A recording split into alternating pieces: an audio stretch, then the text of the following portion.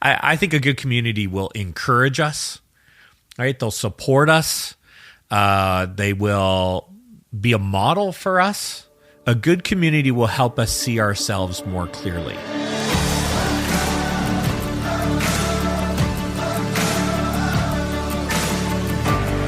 Hi, and welcome to the Living Richly podcast. My name is Rob Dale, and I'm here with my... What are you going to say this time? He always says something different. Friends. Meaningful community. Meaningful community. My meaningful community, Eric Deschamps and Trefor Munven. I haven't got a clue what we're talking about because Trevor likes to turn off my iPad at just the right moment. No, we want to, it is so wonderful to be able to welcome all of you to this journey each and every week, to be part of listening in. And I'm just absolutely, I know that we've talked about on a number of occasions how amazed we are with the response that we're getting, the number of people that take the time to send us a note, to whether it's individually or to all of us, around a different episode and how it's spoken to them and just the way that it's really influenced them. And so thank you so much for that. Thank you for being a part of this journey with us. We are going to be talking about community today. And I think that this is probably, of all of the themes, this seems to be the word that, as you listen to the different episodes, seems to run through almost every topic that we've discussed. Is at some point there is this conversation around community, and you're part of that community. If you're listening in, if you're participating by leaving comments, by leaving reviews, doing all of that, you really are part of this community, and we are so grateful for you and for being a part of that. I think the comment that I have appreciated the most, probably the one that I have received more than anyone else, any other comment, is, Rob, how the fuck do you deal with these two on a day in and day out basis? And with joy, and gratitude.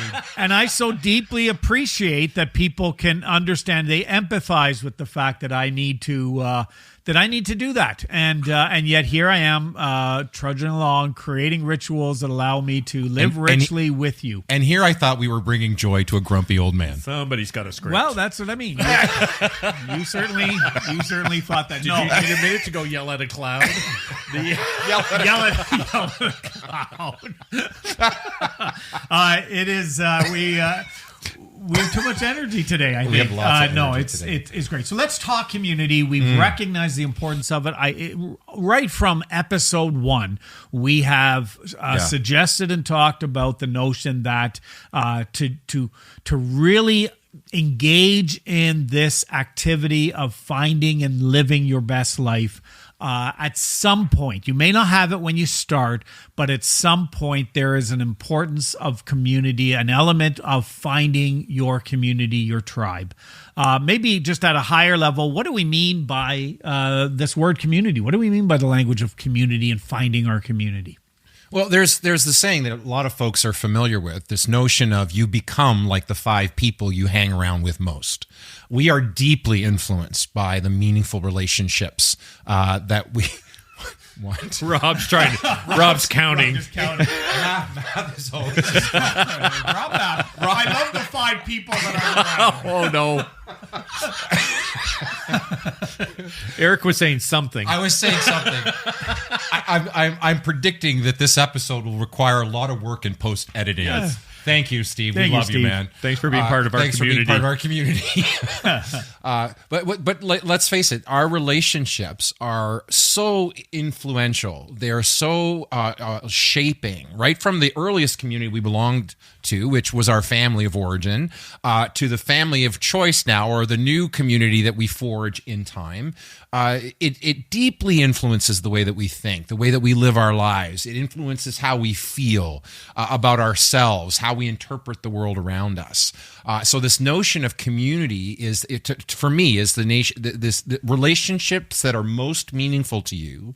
And we've said over and over again, as you were saying, like the theme that keeps popping up, how many times has it come up in one of the episodes where I say, you can take this journey alone, and part of it you actually have to take alone. Yeah. But it's really hard to do it alone long term.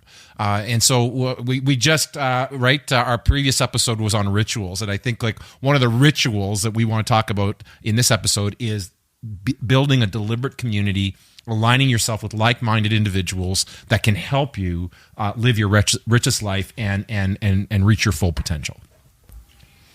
I have nothing to add. All right. It's so good. Like That's the first time he said that. Oh wait. No. I like what you said about also that family that we construct over time. Right. Because it tells us there is an instinct to construct our community, right? There's society, which we just live in.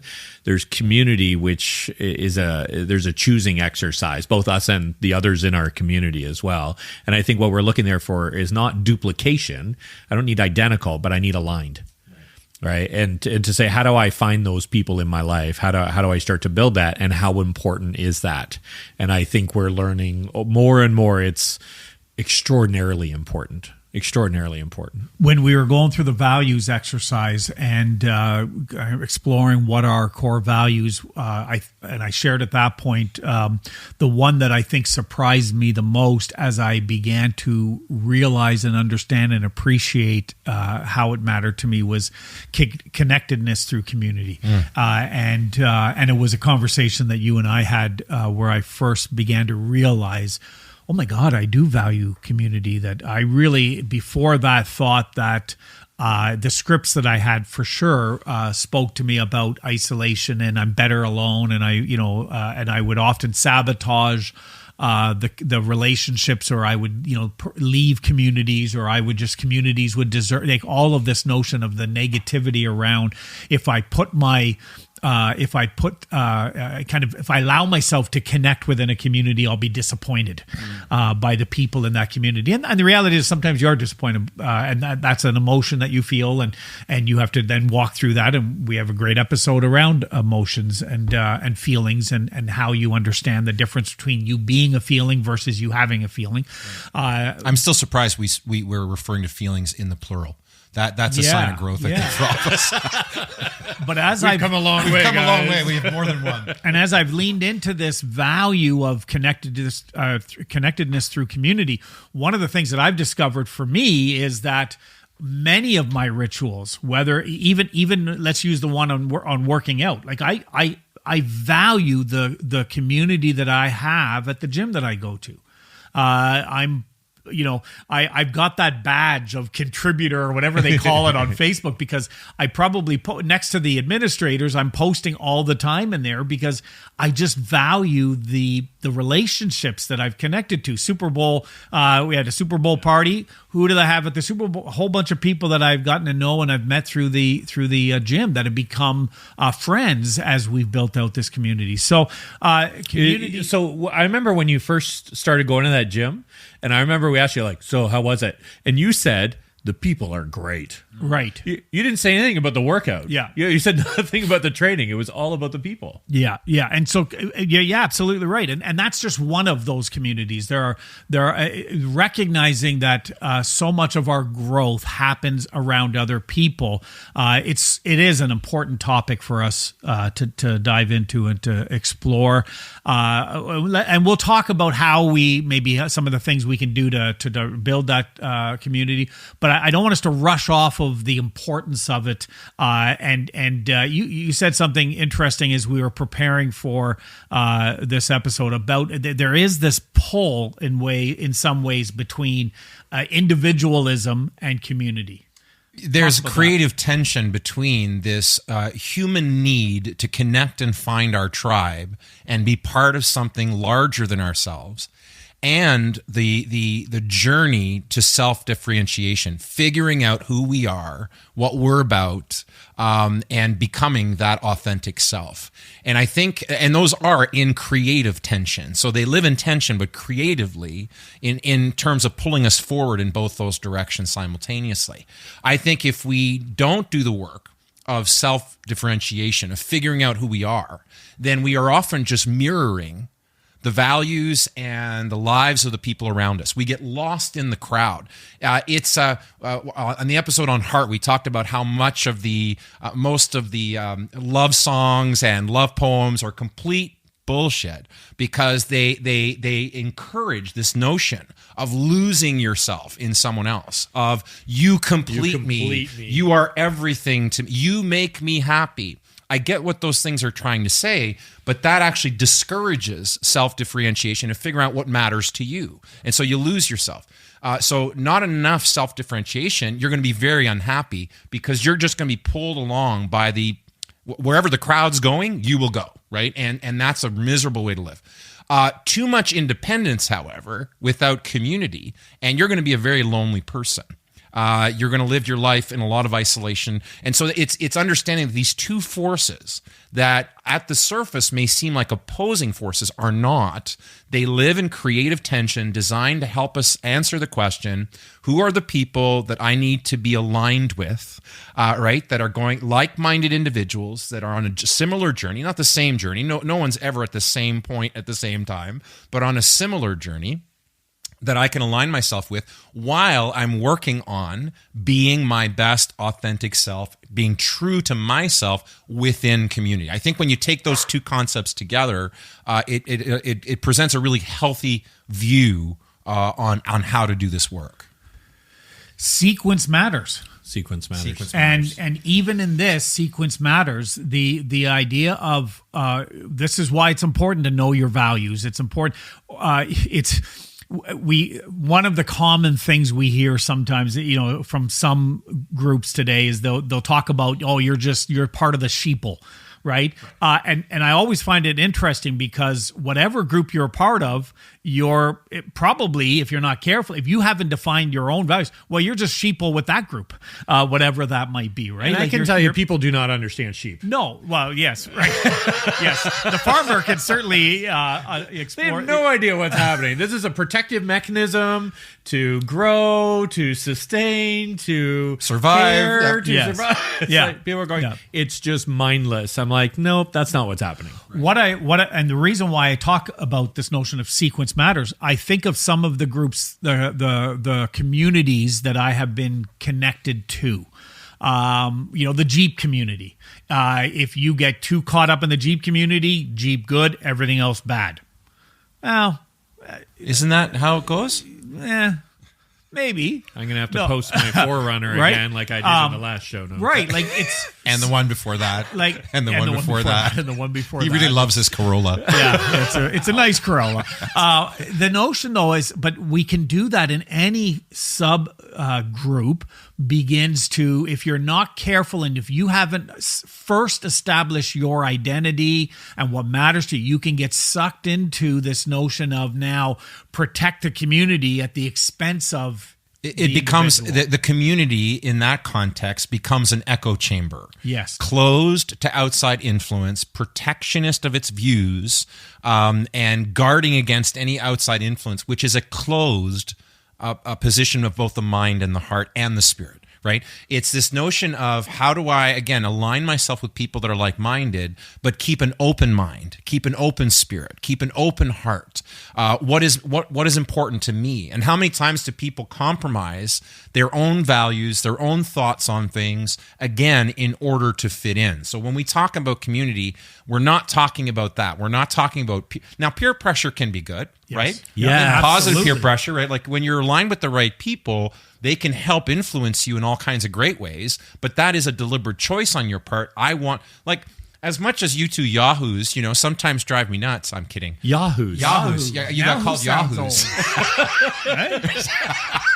Yeah, I kind of dated myself. Who's over 50 now? No. Said the curmudgeon. But right, and this may be lost on some of our viewers, but we've mentioned it before. The three of us are the best of friends. At least I consider them. I'm not sure how they feel about me after that Yahoo comment, but even more. My two best friends in the whole wide world. We're also business partners together, and we've had to work through being friends. We've had to work through being in business together. We've worked through some difficult things, and yet it's been an amazing journey because the three of us are like-minded, right? We're on a similar journey, a similar path, but the three of us are still individuals. We still have our own thoughts. We still have our own views on things. We still have our own perspective, and that's not to say we've got it all figured out. But anytime you're in a community that becomes closed like that, you need to be careful because that's not what we mean. The purpose of community is to expand your worldview, not limit it, not to create an echo chamber. If there are topics that are off limits, wow, that's a great way to put it. You're onto something different than a healthy, growing community, right? Like to me, that's the real marker. If some things are not allowed to be talked about or discussed openly, that's when I think flags should be going up to kind of go, what is this really? Because usually what you've found is more of an agenda than a community. Oh, that's good. That's really good. The community is so essential, right? We can track back through history. We can track back through prehistory, which is the same thing in my mind. Right. Yeah. We go back as far as we can find any signs of life, and the life is together. It's together. Right. And I think I said in another episode, like every philosophy, every religion, every bit of science tells us everything is connected. It's connected. Connection is fundamental. Community is fundamental. And every bit of design, accident, dynamic, whatever you want to call it, that sense of connectedness is essential. And when we're not connected, we're out of alignment with the universe. We're wired and it's not going to go well. It's not going to go well. The universe is going to win every time. And yet that connection is based on individuals coming together. Right. All right. Take the First Nations practice of the talking circle. That very practice is about people sitting down together with great respect for one another and sharing different perspectives, different views, right? I loved in preparation for this, I came across the African concept of Ubuntu, which is this notion of I am because we are. I love that our well-being is actually inseparable from the well-being of others, and yet they are distinct. They are not, you don't lose yourself. Any community where you feel you can't be authentic, where you can't be your true self, that you have to put on some sort of front or some pseudo self in order to fit in is not a healthy community. And you have to ask yourself, maybe that's not being put on you. Maybe that's something you're just sensing, or maybe very much in order to fit in, you've got to fit. So that's typically not the kind of community we're talking about. I think authentic community, to me, one of its, there's many hallmarks of it, but one is unconditional acceptance. You get to be you. You get to be you. You get to be your authentic you and be accepted and loved as you are without this pretense, without having to play games, without having to jump through hoops. You don't have to perform for it. Look a certain way, sound a certain way. No, you get to just show up as you, and you are loved and accepted and supported, just like you're doing that for others, right? And we're not doing that perfectly ever, but that is the central theme of it, is you get to be you in the context of community. I want us to talk about how we find that community. How do we find our people? I want to talk about, maybe for a few minutes, how we protect our community. How do we protect that tribe?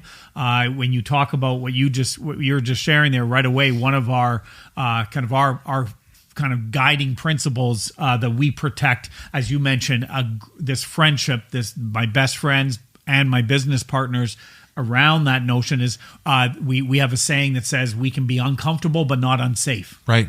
That the relationship is solid, the relationship is safe, even if we have to have uncomfortable conversations with one another. We have that framework to do that. And so a community where you can be uncomfortable but you're not unsafe is one of those characteristics, as you said, that we really need to look for in a community.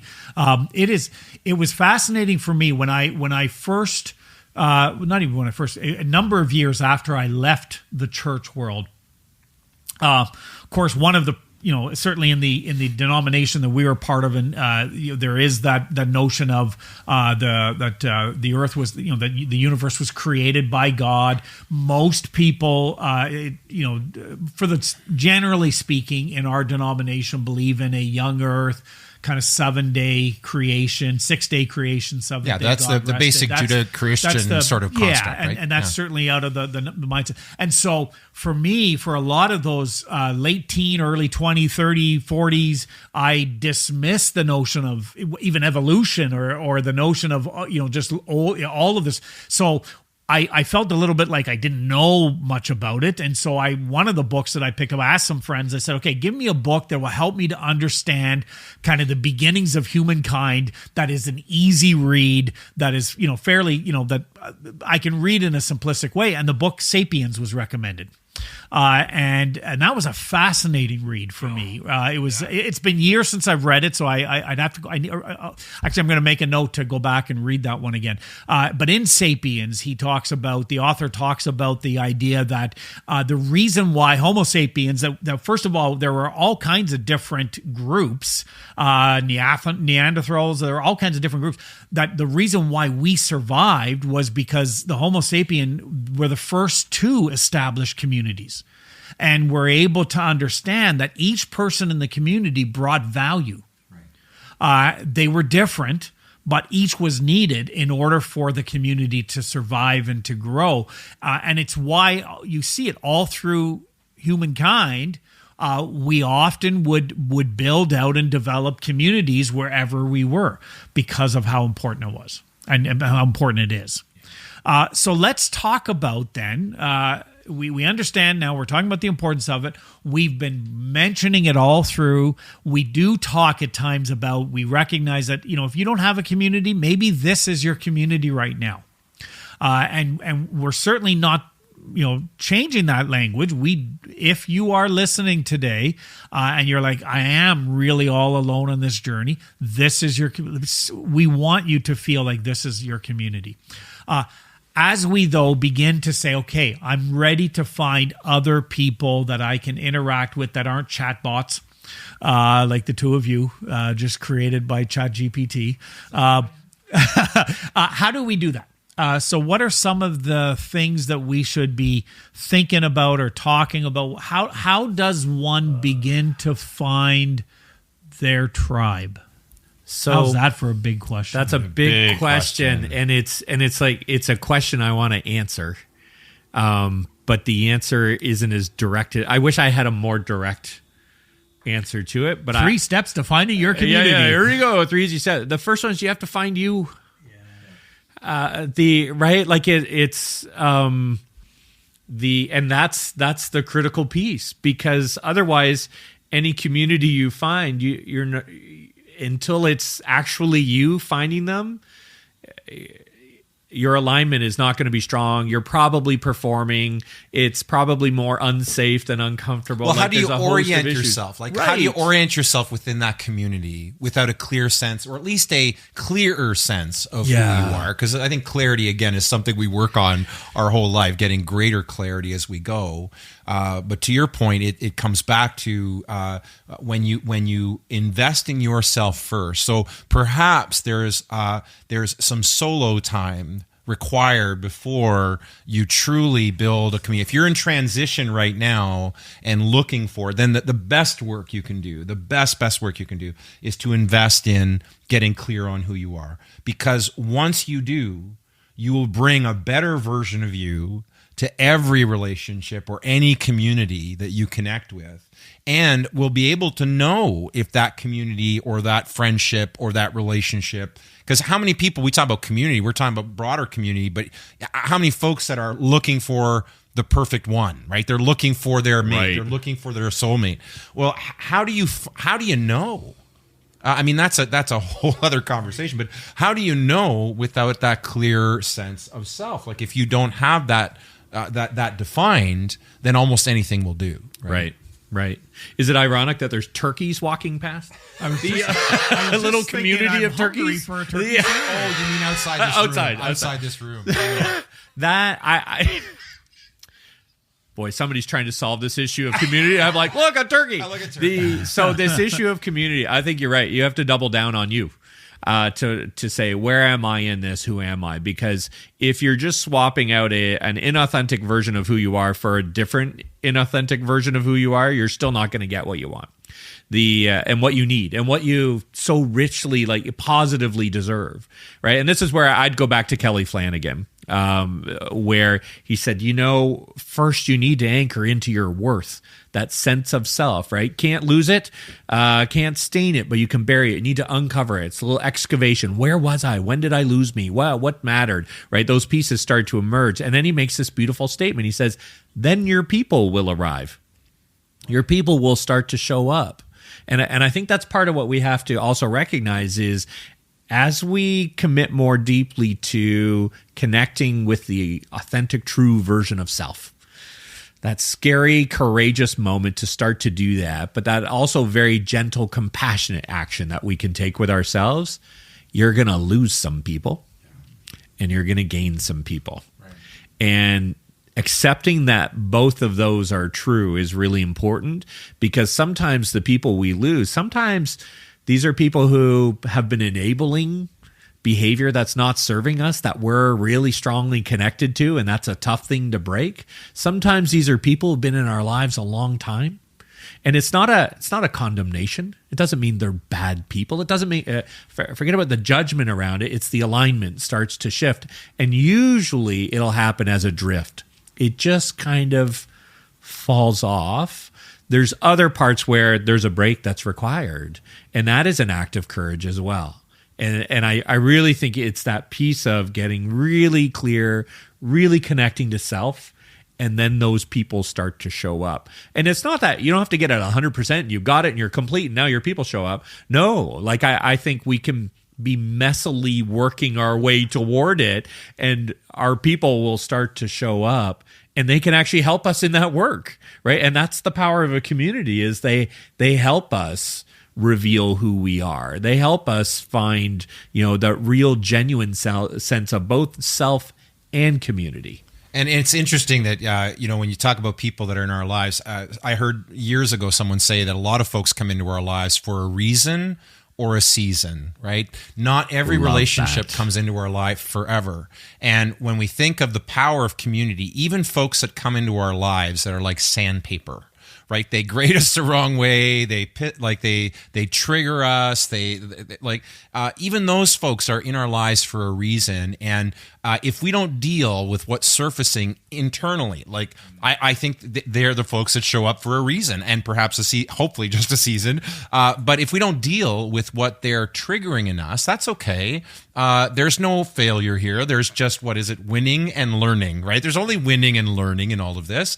But the universe will just recast another person in a similar role, right? And you'll get to try again. Oh, that's wonderful. Right? And again. You don't have to worry about that. You don't have to worry about that. It'll just keep showing up, right? It'll just keep showing up. But it's this notion again of getting clear when the more clear you about yourself, and being very present to the reality that in this journey of self-discovery, your relationships may shift. Your relationships may morph, and that you may find yourself for a season. I've redefined myself in my almost 52 years more times than I care to count, and there's been seasons of great loneliness where I remember I talked about it in episode number 3, I think it was, where I tell my story that when I left the church world, a world that I had invested so much.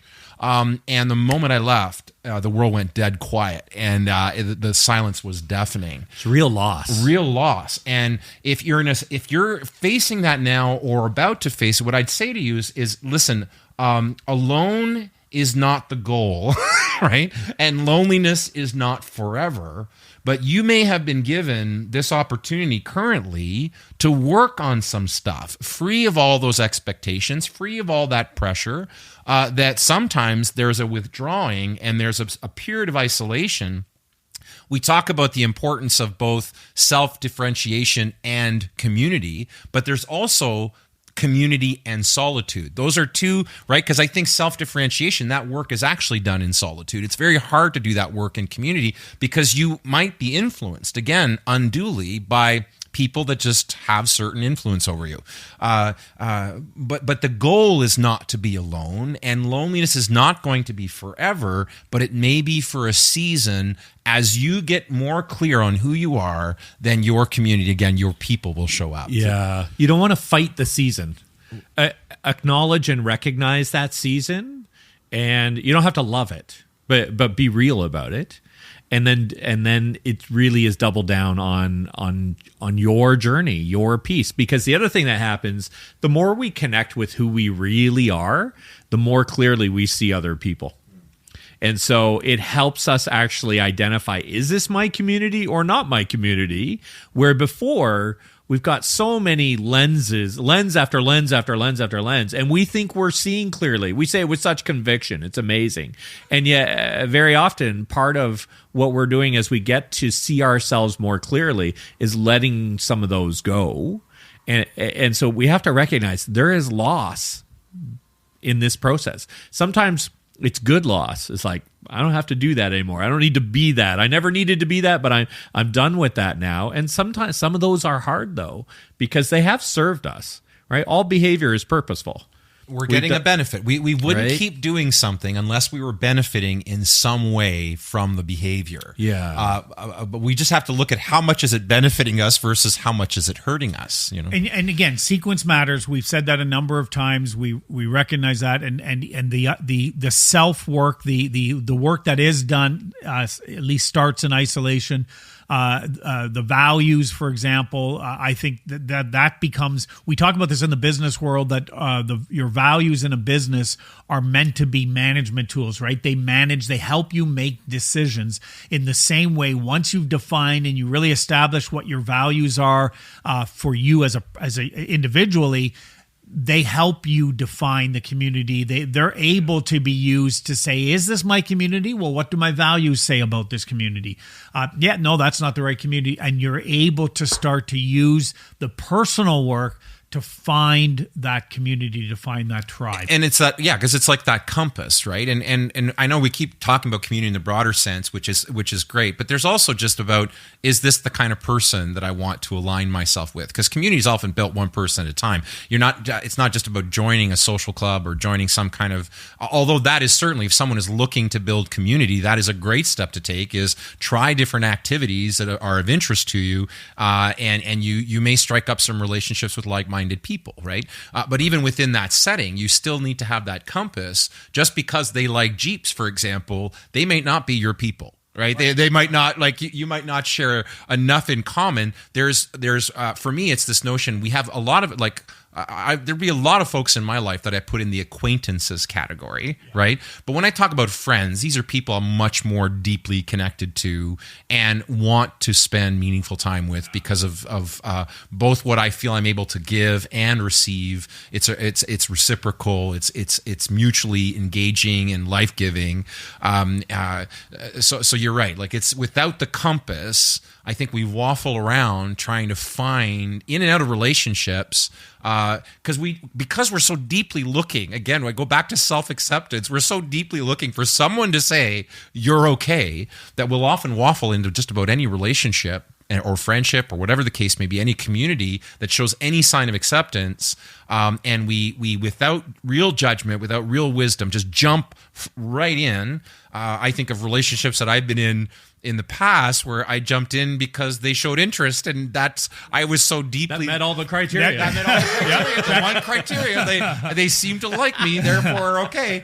And in hindsight, like, they weren't my people. Like, right? But now having a compass, right? You're able to select and make more meaningful choices around who moves from acquaintance to friend, and then to that deeper relationship. And we're in a future episode, I know we want to talk about even living richly as a couple for I know you that do. significant relationship. I do, for sure. Yeah, it is something that matters to me. It does matter to you.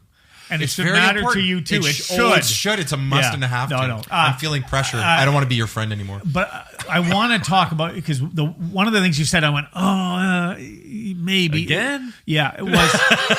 We need another spreadsheet. You made this statement that as you begin to, you may lose some people, but as you lean into yourself, into your genuine self, your people will show up, and that is true. Let me though. I'm glad we agree. Thank you. Let me go a little bit further. So what's with your problem? Because I think there are some things you can deliberately do to invite that community to show up. Agreed. Okay, I don't think it's a matter of, well, the more you lean into it, eventually they'll just show up. So just wait around till they show up. And Is that how I said it? Yeah, it's exactly what you said and what you meant, and it's why I had a trouble with what you had to say. Anytime you need me to interpret your Thanks, what brother. you're saying, I'm happy to do that for you. I'm gifted that way. One of the reasons why we encourage people at the end of every episode to share out upon the episode, share out, add some thoughts. That is one of the ways that you can begin to find your community. Is the more you talk about the journey you're on, the more you are vulnerable with the journey you're on. Oh, that's a big word. Yeah. Why we told our stories. He used the V word. We told our stories right at the beginning of, in episodes 3, 4, and 5. We tell those stories. We wanted don't that have to vulnerability. keep referring back to that, no, do we? We do. We do. As all these new 1s and 2 people come and start to discover the episode, the podcast, we want them to go back and hear them, because that is when, and we've seen it. The more we share this, the more the community shows up.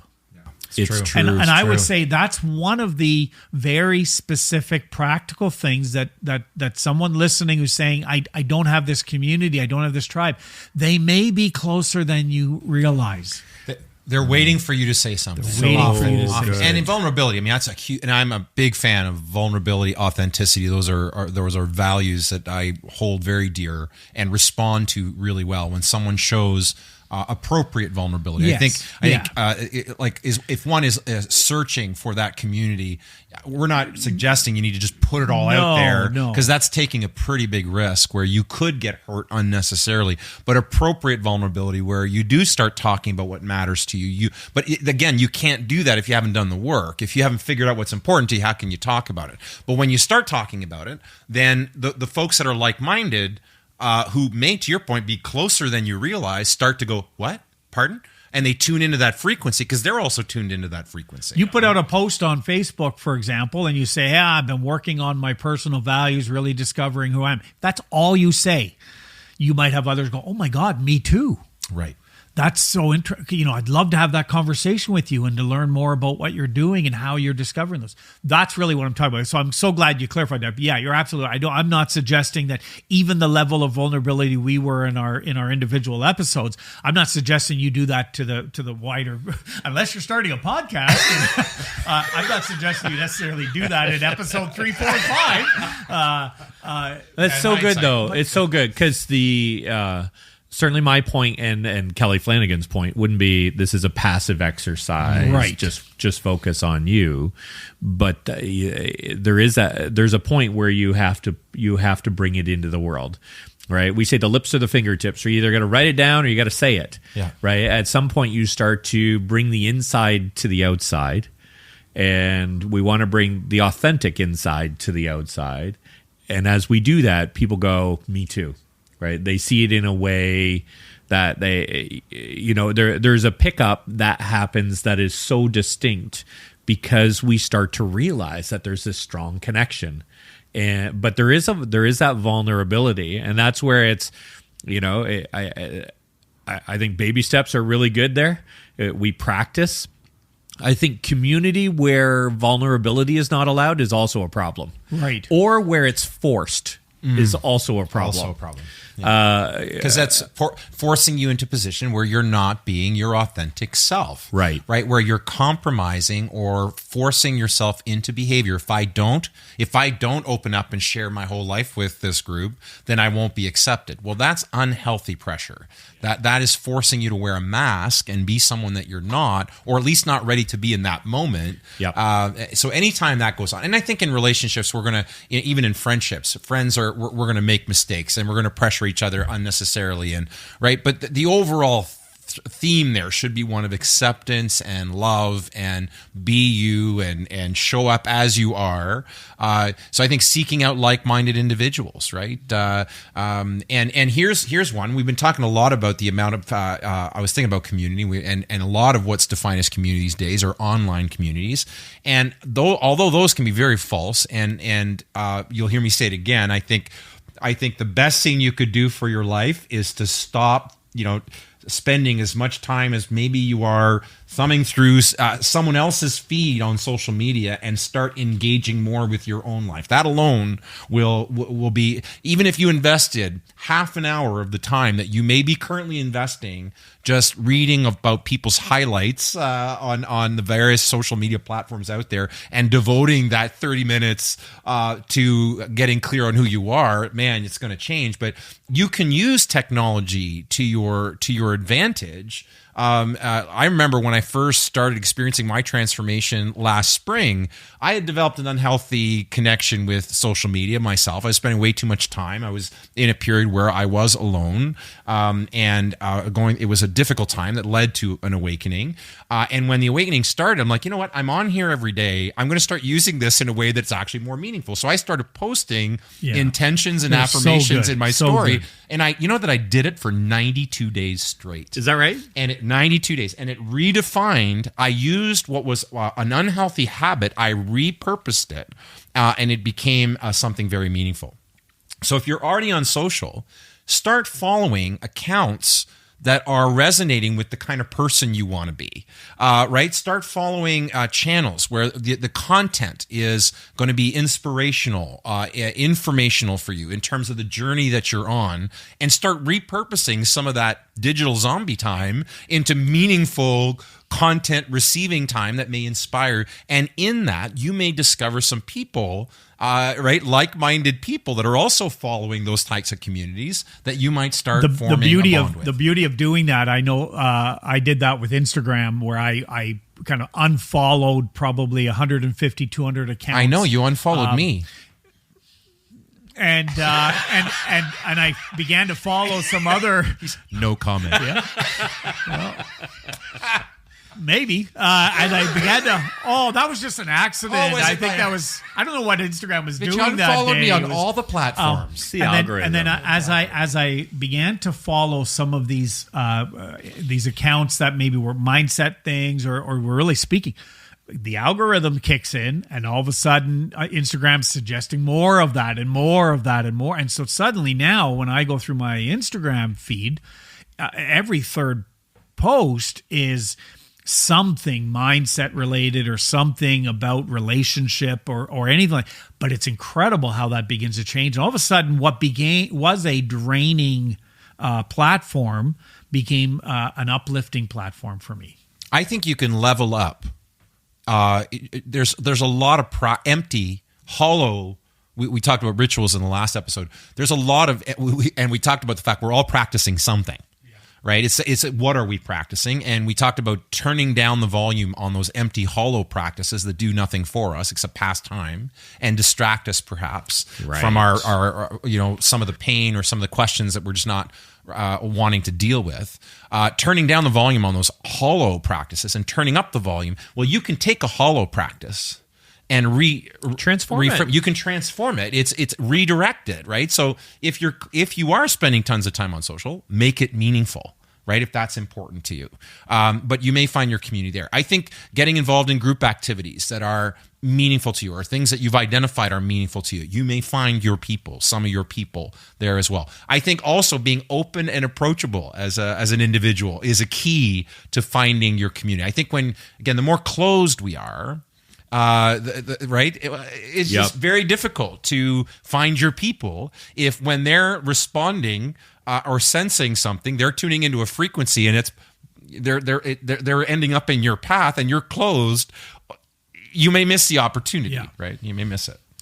Again, it's around the more you engage, and it's okay to test it out. You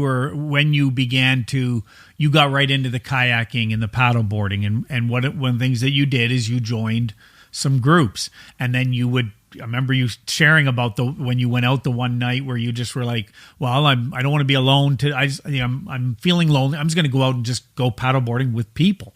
And, you connected with some people. And then some of those people became acquaintances, if not friends, that you would go out with from time to time.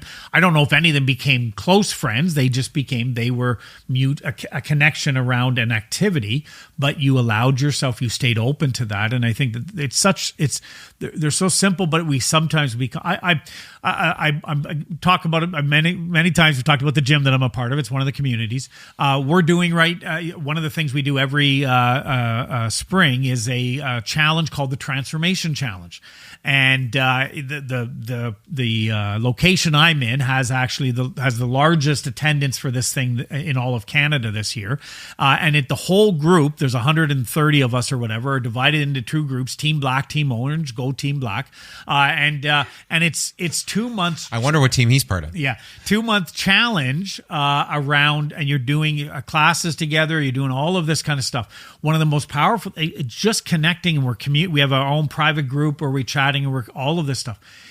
Doing this stuff is what allows you to be open to finding those connections and to hearing that. It's just not every group you join, for example, the gym or even me, means that these people are going to become part of your inner circle. When we talk about community is such a broad topic. It can be everything from just being connected to people who share an interest, and that's something you enjoy doing, and you do it with other people, and you have a good time, to your inner circle. These would be the closest people to you that are the most influential, to your significant other, whoever that may be. Like, community has so many layers and depth. I think the closer you get, I think the more you start moving into, when we're talking about the journey of transformation and becoming your best self, you got to make sure that inner circle is aligned, right? You got to make sure that, again, not perfectly aligned, but on a similar path, because it's going to be very hard to stick to it if in your inner circle they don't support this journey at all. Life is hard. Life has lots of hard bits, right? Like, and so this is where community is so important. There's times where we just need to survive. And I think we all go through phases where, like, my goal here is survival. I just want to keep surviving, but we're worthy of more than survival, right? Survival's not the end goal. Game, it's right? not the goal. So how do we thrive? And we thrive in community, and so we need to find that community. So people say, "Okay, what do you mean?" I think a good community will encourage us, right? They'll support us. They will be a model for us. I know there's times where I see what you guys are doing and going, I think I could do that. I'm going to try that. And he hasn't bought a Jeep, though. No, yet. He hasn't bought a Jeep yet. No, that's what I'm modeling for you. Buying proper vehicles. But right, we can do that. And I think done really, really well, though this requires some good judgment, is a good community will help us see ourselves more clearly. Now, why I said we need good judgment around that is there are so many communities that are trying to tell us who we are and what we ought to be already, and that's not good. But when we've got people who really care about us, who really see us, and who are willing to say, hey, I know you can do more. I know you can play at a higher game. I know you've got more under the hood here. Or I see what you did. I see what you're working on. They can actually help us refine our view of ourselves. But we have to be very careful about who that is. That is true inner circle. That is true partnership, relationship piece there, because we're not about to hand over the reins to say, how does the world see me?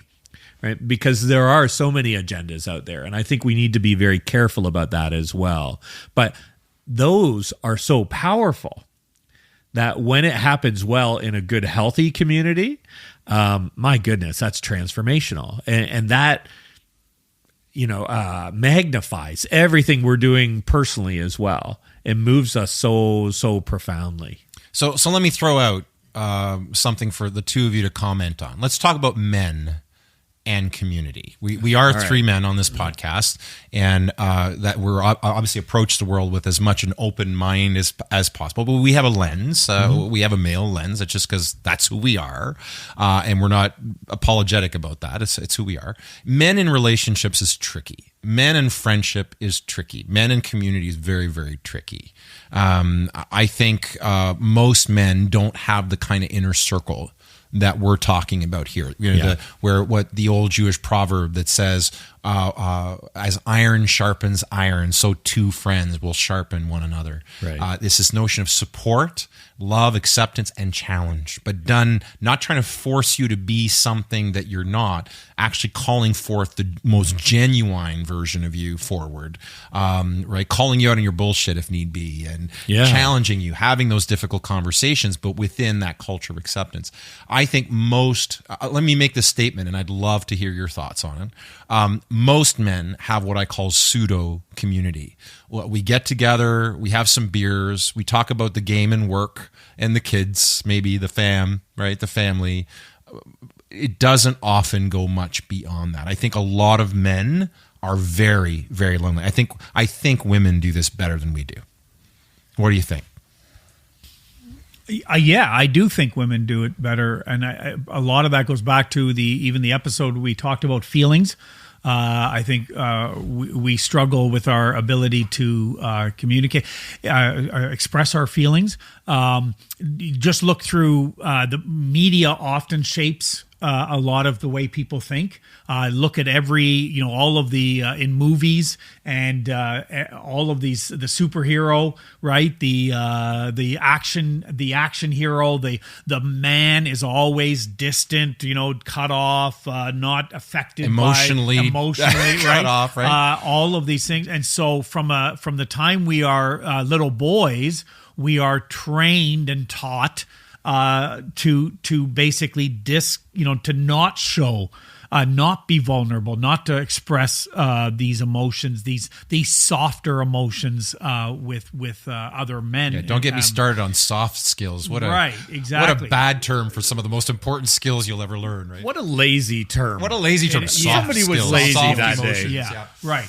Exactly. Even the language around this. And so we're conditioned. And I think the first step to finding that is to recognize that we're conditioned that way, that is the belief that so many hold to. You see, again, like a number of examples that we can see that in.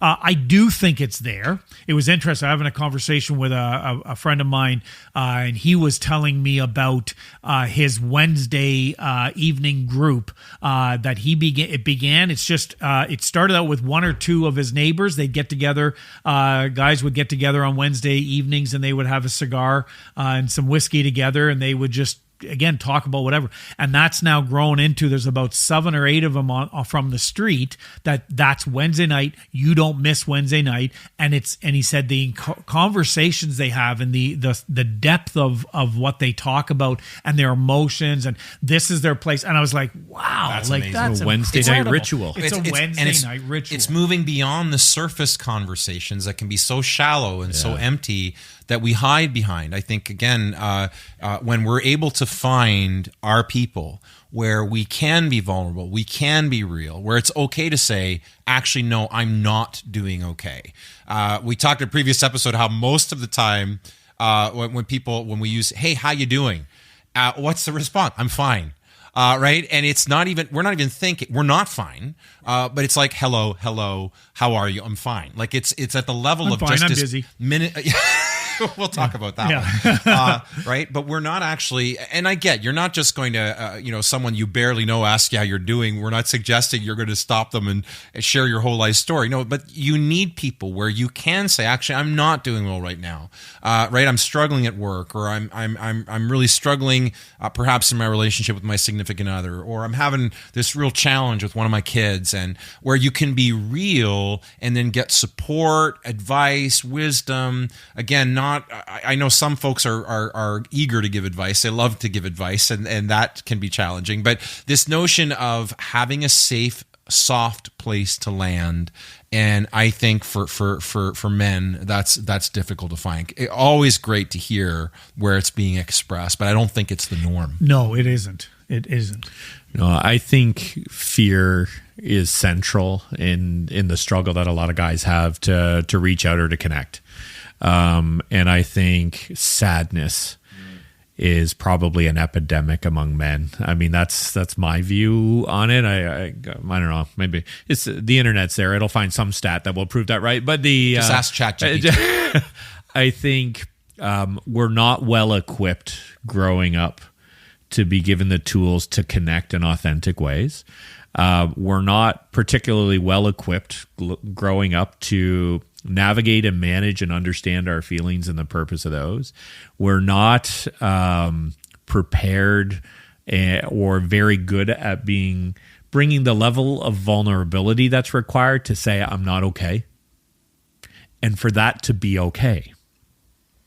Right. And so to not be okay goes back to, I think, this deep issue of self-worth that I think for men is also extraordinarily difficult.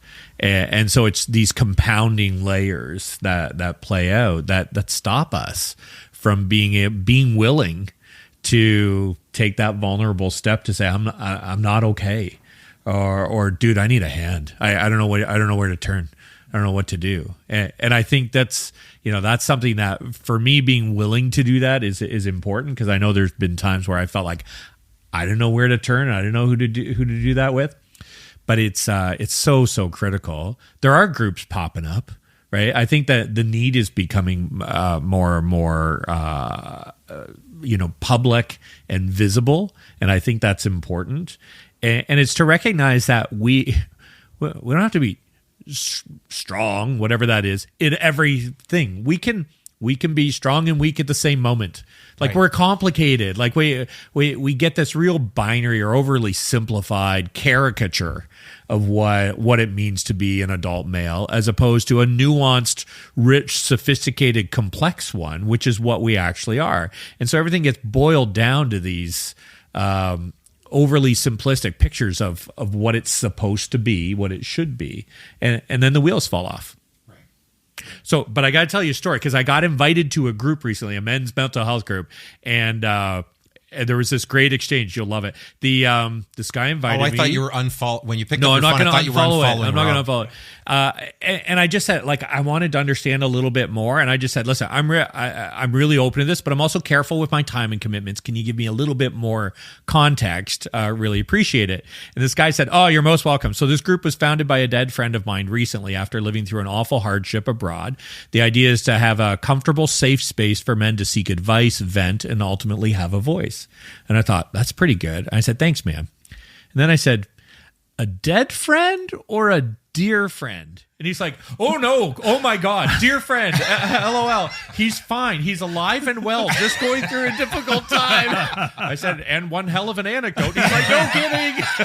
That's awesome. It's so good. It was so good. But it was, and I've seen these guys just in the last week or so put it out there. And keep reinforcing, hey, if you need somebody to talk to, you reach out. I know it's uncomfortable. I'm like, man, that's beautiful. That's beautiful. Even if you're not maybe the therapist they need or the skills they've got, to know you're not alone. You're not alone, and that it's okay. Yeah. It's okay to be hurting, to not have it all figured out, for others to know that, and that you're not diminished, you're enriched. That just echoes or reinforces this notion that to truly connect with others, it starts with truly connecting with yourself. Right. One of my core values is connection. Yeah. And it's when I say I've mentioned before that your values should be evolving. I think your understanding of them evolves, right? Mm-hmm. And for me, in recent months, or actually, I guess late last year, reflecting on this value of connection, what does that mean to me? It started as an external piece. I said, well, it means that I see you, I see others for who they are, not some construct that I've made up in my mind. I see you for who you are. I hear you. I hear what you're saying and not what I want you to say. I hear what you're saying. I listen deeply. And I value and accept you as you are in this moment right now, not as some future self.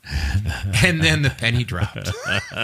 I know where this is headed. Me. And not some I listened to what's going on in here, and not some made up message that's been forced upon me. And I value and accept me for who I am in this moment. And then recently I went and saw the Avatar sequel. Yeah. And when the Na'vi say, I see you. And in the first movie, the first Avatar, Sully, who's the soldier turned wearing the Avatar, trying to get to know the Na'vi, and he doesn't get what they mean. And the movie's about his journey into understanding what I see you. And I think in community, that is the notion. You're seen, you are heard, you are valued and accepted. But how can you offer that truly to someone else until you can offer it to yourself? So good. Listen, we are, I believe, close to, if not over an hour for this episode. Oh, this is the Lord of the Rings edition. Yeah, this is the Lord of the Rings. Director's cut. The director's cut.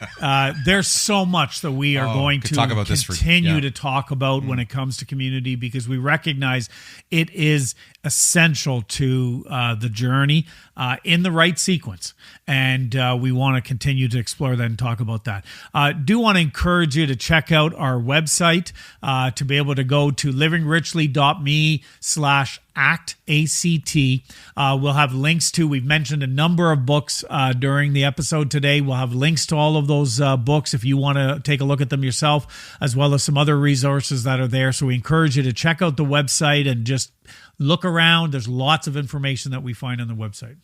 And in the spirit of community, share it out. If you're enjoying these conversations and benefiting from them, your community may be closer than you think. And by resharing these episodes on your social media feeds and offering a few comments, your own sort of comments on them, people that are in your network or very close to you may just start appearing. So we encourage you to share them out.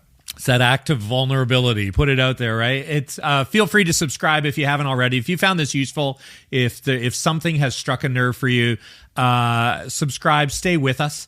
Again, the giving it a rating, offering your thoughts is also huge for us. It makes a big difference. So if you've heard it and you thought, you know what, other people should hear this too, this is useful, one of the best ways we can raise it through the profiles on the podcast platforms. Give it a whatever star review you like. But that activity is actually really important. Please make it a 5. 5 would be generous, but we want to behave our way into that. That's for sure. Often we behave our way out of it. But, something's not wrong.